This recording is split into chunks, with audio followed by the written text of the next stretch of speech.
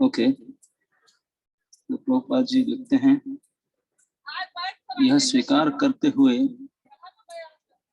कि दो प्रकार के दार्शनिक है, एक तो वे जो आत्मा के अस्तित्व को मानते हैं और दूसरे वे जो आत्मा के अस्तित्व को नहीं मानते। कहा जा सकता है कि किसी भी दशा में शोक करने का कोई कारण नहीं है।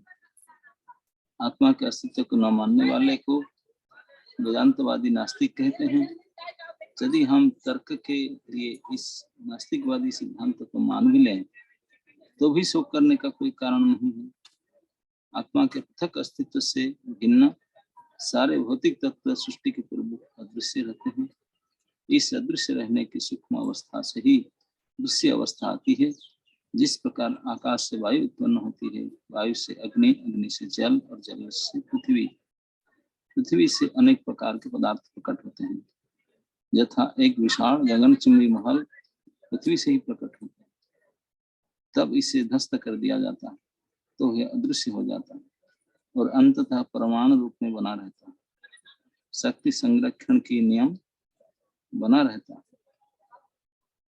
किंतु कालक्रम से वस्तुएं प्रकट तथा प्रकट होती है। अंतर इतना ही है, मतलब प्रकट होने अव्यक्त, अप्रकट होने अव्यक्त होने पर शोक करने की कोई कारण नहीं है।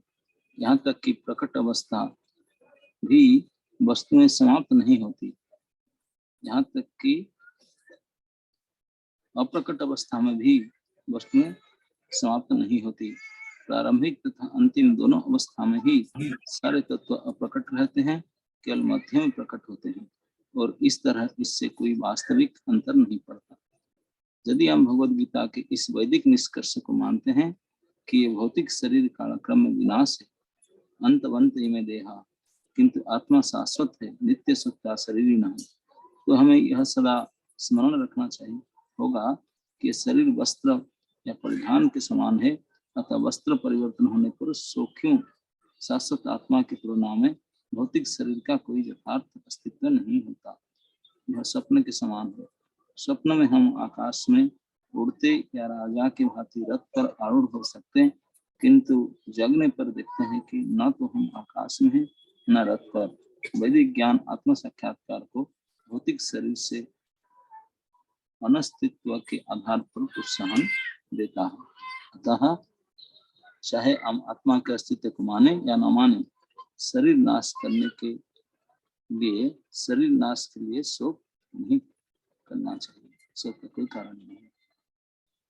तो इस श्लोक में भगवान ने अर्जुन को शोक नहीं करने का और एक व्यवहारिक कारण देते हैं। वो कहते हैं कि संसार में जितने वस्तुएं हैं, जितने शरीर हैं, सब प्रकट होने से पहले में, जन्म होने से पहले अव्यक्त थे। यहाँ अव्यक्त का अर्थ है अदृश्य या अज्ञान, कोई दिखाई नहीं पड़ते थे। जब जन्म हुए तब दिखाई पड़े। ये अव्यक्त कहने का मतलब वही है कि ऐसा नहीं क्यों नहीं थे, वो थे लेकिन हमारे आंख को दिखाई नहीं पड़ते थे, सूक्ष्म दृष्टि से रहते थे, स्थूल शरीर में नहीं थे। स्थूल शरीर में रहने से हम देख पाते हैं, सूक्ष्म शरीर को हम देख नहीं पाते। तो इसलिए कहते हैं कि जन्म से पहले वो नहीं थे, ऐसा बात नहीं, सभी जीवात्मा थे लेकिन सूक्ष्म शरीर में थे तो हम देख नहीं सकते थे। जन्म है स्थूल शरीर को धारण करना, तो हम स्थूल को हम देख पाते हैं, इसलिए जन्म होता है। और मृत्यु के बाद में फिर अब अव्यक्त हो जाएंगे, अव्यक्त निधनान है वो, कि अव्यक्त हो जाएंगे मतलब फिर सूक्ष्म शरीर में चले जाएंगे, हम उसको देख नहीं पाएंगे। बीच में थोड़ा समय के लिए स्थूल शरीर को धारण करते हैं, हम देख पाते हैं। ऐसा मतलब है कि नहीं रहते हैं, वो हमेशा रहते हैं, कभी अप्रकट रहते हैं, कभी प्रकट रहते हैं, कभी अव्यक्त कभी व्यक्त।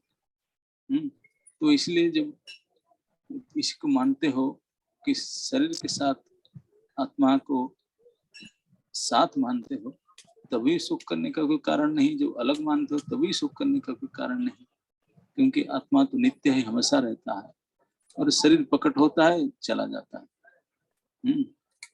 तो इसमें शोक करने का कोई कारण नहीं है, क्योंकि आत्मा तो हमेशा रहता है।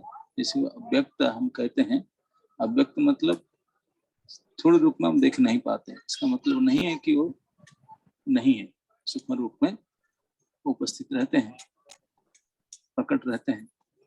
और जब शरीर का मृत्यु हो जाता है तो फिर अपने सूक्ष्म रूप में चला जाते हैं, स्थूल रूप में हम देख नहीं पाते हैं, इसलिए वो रहते ही हैं। तो कहते हैं कि तुम्हारे जो संबंधी जो राजा गण है अभी जिस शरीर में है, अगर अव्यक्त के अर्थ को अज्ञात लेंगे, एक तो अदृश्य रूप में लिया जाएगा अज्ञात दृष्टि में, तो जितने भी अभी राजा जो संबंधी है वो व्यक्त होने से मतलब स्थूल शरीर धारण करने से पहले ये सब थे, लेकिन ये संबंध नहीं था, एक दूसरे को नहीं जानते थे, कुछ नहीं जानते थे।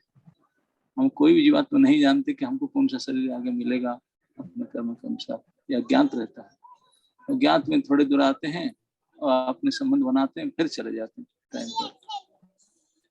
तो इसलिए जैसे हम ट्रेन में जाते हैं तो एक कंपार्टमेंट में जो आते हैं तो अपना अपना संबंध बन जाते हैं, अपने वर्ड की बात करते हैं, जब अपना अपना स्टेशन आते हैं सब उतर जाते हैं। तो इसमें रोना धोना थोड़ी क्या है। तो इसी प्रकार ये शरीर है, इस शरीर में अपने अपने कर्म के अनुसार आते हैं, अपने अपने संबंध बनाते हैं और फिर शरीर चला जाएगा, संबंध मिट जाएगा, फिर वो अपना अपना नया संबंध में चले जाएंगे।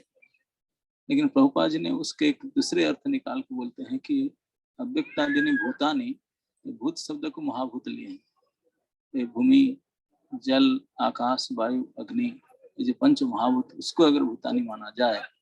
अव्यक्त बोलते हैं वो पहले नहीं थे दृश्य रूप में, और बाद में प्रलय हो जाएगा, उसके बाद में दृश्य नहीं रहेंगे, तो उसी से ही सारे मकान दुकान शरीर सब कुछ एक पंच महाभूत से बना है।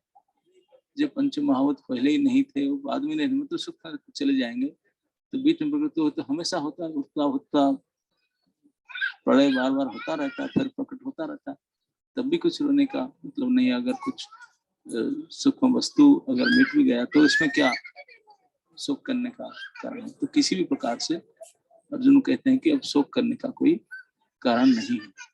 तो इस श्लोक में भगवान ने अर्जुन को भारत करके भी स्वीकार किए हैं। तो भारत पुत्र का परिचय बना। भारत कहने का मतलब है कि आप भरतवंशी हो अर्जुन, आप अगर वैदिक सिद्धांत को मानना चाहिए, क्योंकि भरतवंशी हो, वैदिक सिद्धांत को मानो, तब भी आपने स्वधर्म से कभी पीछे नहीं हटना चाहिए, धर्म युद्ध से पीछे हटना चाहिए। और ये सब शोक शरीर और आत्मा के लिए, आत्मा नित्य है, शरीर अनित्य है, इसके लिए शोक नहीं करना चाहिए। और दूसरे भरतवंशी कहते हैं कि महाभारत युद्ध आपके वंश में हो रहा है, आप भारतवंशी हो, तो वह महाभारत युद्ध के परिणाम होगा कि धर्म स्थापना होगा।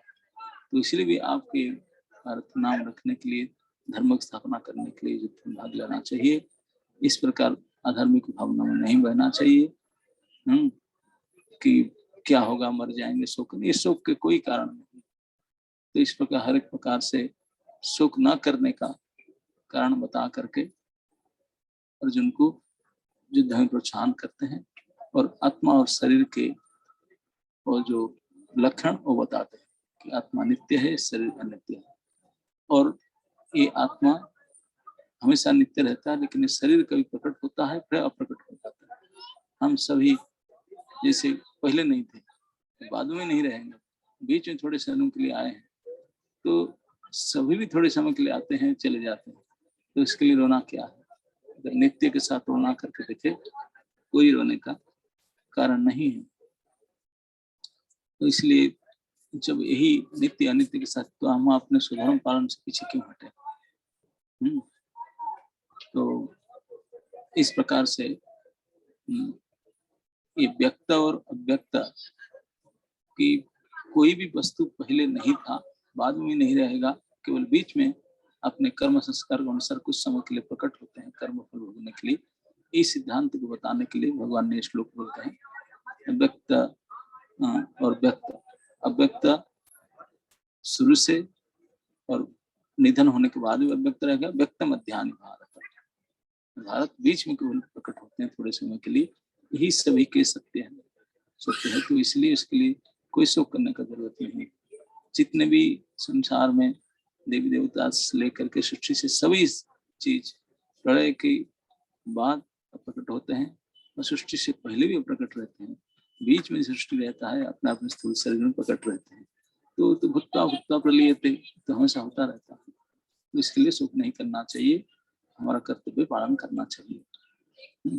हमारा कर्तव्य है क्या, अगर पूछा जाए, कर्तव्य है कि इस अनित्य से उठ करके नित्य को जाना चाहिए। नित्य है हमारा भगवान के संबंध, जीवेर स्वरूप है कृष्ण नित्य दास, यही नित्य है, भगवान के दास को स्वीकार करना चाहिए।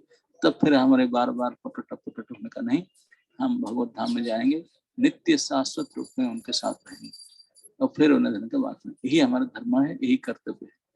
उसको जब तक नहीं करते हैं तो वही से व्यक्त बीच में होंगे, पहले अव्यक्त बाद में अव्यक्त, इस अवस्था में रहेंगे। तो ये सब को भूल करके हमारा कर्तव्यनिष्ठ होना चाहिए, ताकि हम इस स्थिति को प्राप्त करें। हरे कृष्ण।